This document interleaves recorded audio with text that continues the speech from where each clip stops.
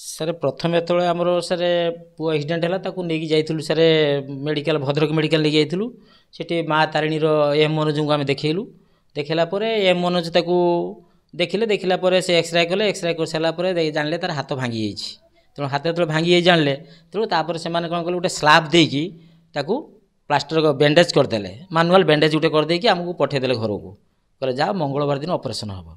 ତେଣୁ ମଙ୍ଗଳବାର ଦିନ କେଉଁଠି ଅପରେସନ୍ ହେବ ନା ସାଇ ଭରଦ୍ୱାଜର ଅପରେସନ୍ ହେବ। ଆମେ ଆଜ୍ଞା ତା ପରଦିନ ସନ୍ଧ୍ୟାବେଳେ ମଙ୍ଗଳବାର ଦିନ ସନ୍ଧ୍ୟାବେଳେ 6ଟା ବେଳେ ନେଇକି ପହଞ୍ଚିଲୁ।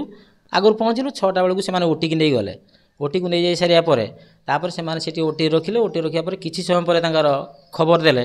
ଆଜ୍ଞା ଘଣ୍ଟେ 1.5 ଘଣ୍ଟା ବେଳେ ଗଲା, 6ଟା ବେଳେ ଗଲା। ତାପରେ ସେମାନେ ଖବର ଦେଲେ ଯେ ତାର 3ଟା ଆଙ୍ଗୁଠି ଫଙ୍କସନ୍ କରୁଛି, 2ଟା ଆଙ୍ଗୁଠି ଟିକେ ଫଙ୍କସନ୍ କରୁନାହିଁ। ମୁଁ ଯେତେବେଳେ କ୍ୱେଶ୍ଚନ୍ କଲି ତେଣୁ ସେମାନେ କହିଲେ ନାଇଁ କିଛି ଅସୁବିଧା ନାହିଁ, ଆମେ ତାକୁ ଗରମ ପାଣିରେ କରୁଛୁ, ତେଣୁ ହେଇଯିବ, କିଛି ଅସୁବିଧା ନାହିଁ। ତେଣୁ ମୁଁ ଅପେକ୍ଷା କରି ରହିଲି। ତାପରେ ଡକ୍ଟର ଗଲେ। ଡକ୍ଟର ଗଲା ପରେ ସେ ତାଙ୍କର ଅପରେସନ୍ କଲେ। ଅପରେସନ୍ କରିବା ଭିତରେ ଏତେ ସମୟ ଯେତେବେଳେ ନ ଆସିଲେ ଆମେ ବହୁତ ବିରକ୍ତ ବି ହେଇଗଲୁ, ବ୍ୟସ୍ତ ବି ହେଇପଡ଼ିଲୁ। କ'ଣ ପାଇଁ ଏତେ ସମୟ ଆସୁନାହାନ୍ତି, ଇଏ କରୁନାହାନ୍ତି। ଅପେକ୍ଷା କଲୁ। ରାତି 12:30 ଖଣ୍ଡେ ବେଳକୁ ମୋତେ ଅପରେସନ୍ ଥିଏଟର ଭିତରକୁ ଡାକିଲେ। ଡାକିକି ଏମ୍ ମନୋଜ ଦେଖେଇଲେ। ଦେଖେଇକି କହୁଛନ୍ତି ଯେ ୟାର ଭ୍ୟାନ୍ କଟିଯାଇଛି, ଆମେ ପାରିବୁ ନାହିଁ, ଆପଣ ୟାକୁ ଶୀଘ୍ର ନେଇଯାଆନ୍ତୁ। ନାଇଁ ଆଜ୍ଞା ଏମ୍ ମନୋଜକୁ ଯେତେବେଳେ ଆମେ ଦାୟିତ୍ୱ ଦେଇଥିଲୁ ବା ଏମ୍ ମନୋଜ ଯେତେବେଳେ ଆମର ଦେଖୁଛନ୍ତି, ତେଣୁ ଏମ୍ ମନୋଜଙ୍କୁ ଆମେ ଇଏ କଲୁ। ତେଣୁ ଏମ୍ ମନୋଜ ଯେଉଁ ନର୍ସିଂହୋମ୍କୁ କହିଲେ ଆମେ ସେଇ ନର୍ସିଂହୋମ୍କୁ ନେଇଗଲୁ। ସାଇ ଭରଦ୍ୱାଜ। ଦୋଷ କାହାର ଦେବୁ ଆଜ୍ଞା, ଏମ୍ ମନୋଜକୁ ଆମେ ଦୋଷ ଦେବୁ। କାରଣ ସିଏ ମୋ ପୁଅଟାର ହାତଟାକୁ ନଷ୍ଟ କରିଦେଲେ। ତେଣୁ ଯଦି ସେ ନ ପାରିବେ ତାହେଲେ ସେ ଆମକୁ ମନା କରିଦେଇଥାନ୍ତେ। ତାପରେ ସାର୍ ଡିସଚାର୍ଜ ଦେବେ ବୋଲି ରାତିରେ ବି ମୋତେ ଝମିଲା କରିବାକୁ ପଡ଼ିଲା। ଡିସଚାର୍ଜ ଦେଲେନି, କହିଲେ ସକାଳୁ ଦେବୁ, ଡିସଚାର୍ଜ ଦେବୁ, ଇଏ କରିବୁ। ତାପରେ ଡକ୍ଟର ନିଜେ ପଳେଇ ଗଲେ। ପୁଣି ତାଙ୍କ ଘରୁ ଯାଇକି ଡିସଚାର୍ଜ ଲେଟର୍ ଲେଖିକି ଆଣିବାକୁ ପଡ଼ିଲା। ଏଇଭଳିଆ କରିକି ସାର୍ ଆମେ ଇଏ କଲୁ। ଗଲାବେଳକୁ ସାର୍ ଯାଇକି ସମ୍ ହସ୍ପିଟାଲରେ ପହଞ୍ଚିଲା ବେଳକୁ ସମ୍ ହସ୍ପିଟାଲ ବାଲା କହିଲେ ଯେ ହାତରେ ଆଉ କିଛି ନାହିଁ, ହାତ କଟାଯିବାଟା ହିଁ ଫାଇନାଲ୍। ତାପରେ ଆମେ ତାଙ୍କୁ ବହୁତ ରିକ୍ୱେଷ୍ଟ କଲୁ। ସିଏ 2 ଦିନ ପର୍ଯ୍ୟନ୍ତ ବହୁତ ଚେଷ୍ଟା କଲେ ଏବଂ ବହୁତ ଇଏ କରିସାରିଲା ପରେ କୌଣସି ପ୍ରକାର ହେଇପାରିଲାନି। ଶେଷ ପରେ ମୋ ପୁଅର ହାତଟି କଟା ହେଇଗଲା। ମୁଁ ଡକ୍ଟର ମନୋଜ ଆଉ ଅର୍ଥୋପେଡ଼ିକ୍ ଡକ୍ଟର ଅଛି ମୁଁ।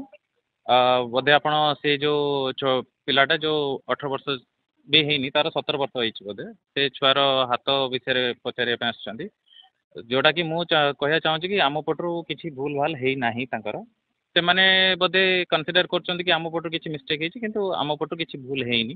ଆଣ୍ଡ ଯେତିକି ଆମ ପଟରୁ ମେଜର ନେବା କଥା କି ତା ହାତଟାକୁ ସେଭ୍ କରିବା ପାଇଁ ଆଉ ହାତଟାକୁ ଭଲରେ ଟ୍ରିଟମେଣ୍ଟ କରିବା ପାଇଁ ଆମେ ସେ ସବୁ ଜିନିଷ ମେଜର ଗୁଡ଼ାକ ନିଆ ହେଇଛି। ଇଭେନ୍ ପେସେଣ୍ଟ ବି ସେଇ ହିସାବରେ କାଉନସିଲିଂ ବି କରିଥିଲୁ। ଏମିତି ନାହିଁ କି ପେସେଣ୍ଟକୁ କାଉନସିଲିଂ କରାହେଇନି, ପେସେଣ୍ଟକୁ ଏଭ୍ରିଥିଙ୍ଗ ଆମେ ଇଏ କରିଛୁ। ଯେବେ ତାର ପେସେଣ୍ଟ ଯେଉଁ କଣ୍ଡିସନଟା ପ୍ରେଜେଣ୍ଟଲି ପେସେଣ୍ଟ ଲୋକଙ୍କୁ ଡାକିକି ଦେଖା ହେଲା ଆଣ୍ଡ ତାଙ୍କୁ କୁହାହେଲା କି ଯେଉଁ ଜିନିଷଟା କଲେ ତାଙ୍କ ପାଇଁ ଏଇଟା ବେନିଫିଟ୍ ହେବ, ଆମେ ସେଇ ଜିନିଷ ପାଇଁ ତାଙ୍କୁ କାଉନସିଲ୍ କରି ତାଙ୍କୁ ସେ ଆଡ଼କୁ ରେଫର୍ କଲୁ ଆମେ। ନାଇଁ ଶୁଣନ୍ତୁ ସାର୍, ଦେଖନ୍ତୁ ତାଙ୍କୁ ପେସେଣ୍ଟ ମାନେ ସବୁ ଜିନିଷ ତ ଇଣ୍ଟରନାଲି ତ ବୁଝିପାରିବେନି, ମେଡ଼ିକାଲ ରିଲେଟେଡ୍ କ'ଣ ଫିଲ୍ଡ ଅଛି କ'ଣ ନାହିଁ। ତାଙ୍କୁ ସବୁ ଜିନିଷ ବୁଝେଇଲା ପରେ ବି ଇନ୍ କେସ୍ ତାଙ୍କୁ ଲାଗୁଛି କି ଆମ ପଟରୁ କିଛି ଭୁଲ ହେଉଛି, ସେମାନେ ଥାନାରେ ଦେଇଛନ୍ତି। କିନ୍ତୁ ଆମକୁ ବି ଲାଗୁଛି ନା କି ଆମେ ତ ସିଓର ଅଛୁ ନା ଆମ ତରଫରୁ କିଛି ଭୁଲ ହେଇନି କହିକି। ଇନ୍ କେସ୍ ଭୁଲ ହେଇଥାନ୍ତା ଆମେ ତା ହିସାବରେ ଆମେ ତାଙ୍କୁ ଡାକିଥାନ୍ତୁ କି କ'ଣ କଥା ହେଇଥାନ୍ତୁ କ'ଣ ନାହିଁ। କିନ୍ତୁ ଭୁଲ ତ ହେଇନି ଆମ ପଟୁ। ଆମେ ଦେଖନ୍ତୁ ଗୋଟେ ଜିନିଷ, ତାଙ୍କର ଯେବେ ପେସେଣ୍ଟ ଆମ ପାଖକୁ ଆସିଥିଲା ତାଙ୍କର ହାତଟା ପୁରା ସ୍ୱେଲିଂ ହେଇକି ଥିଲା ଆଣ୍ଡ ଅଲରେଡ଼ି ତାଙ୍କ ହାତର ପଲ୍ସ ନଥିଲା ହେଲା। ତ ଆଜ୍ ଏ ତାକୁ କମ୍ପାର୍ଟମେଣ୍ଟ ସିଣ୍ଡ୍ରୋମ୍ ବୋଲି ଗୋଟେ ଟର୍ମଟା ଅଛି। ତ କମ୍ପାର୍ଟମେଣ୍ଟ ସିଣ୍ଡ୍ରୋମ୍ରେ ଗୋଟେ ହିଁ ଜିନିଷ ଅଛି କି ଇନ୍ କେସ୍ ଆମେ ସେ କମ୍ପାର୍ଟମେଣ୍ଟଟା ରିଲିଜ୍ କରିଦେବୁ, ରିଲିଜ୍ କରିଦେଲେ ହେଇପାରେ କି ପେସେଣ୍ଟର ବ୍ଲଡ଼ ଫ୍ଲୋଟା ଆଉଥରେ ନର୍ମାଲ ଆସିଯାଇପାରେ। ସେଇଟା ଗୋଟେ ଟ୍ରାଇ ସବୁବେଳେ। ତ ଇନ୍ କେସ୍ ମୁଁ ପେସେଣ୍ଟକୁ ସେଦିନ ସେ ଜିନିଷଟା ଆମେ କରିବୁନୁ, ଆମେ ଓଲଟା ପେସେଣ୍ଟକୁ ରେଫର୍ କରିବୁ, ଅଲରେଡ଼ି ତାକୁ ଯିବା ଆଉ ଏଟାରେ ଅଲରେଡ଼ି ଆଉ 7-8 ଘଣ୍ଟାର ଡିଫରେନ୍ସ ପଳାଇଥିବ କି ତାକୁ ଆର ଦିନ 12 ଘଣ୍ଟାର ଡିଫରେନ୍ସ ପଳାଇଥିବ। ହେଇପାରେ କି ପେସେଣ୍ଟର ହାତଟା ଲୁଜ୍ କରିଯାଇପାରେ।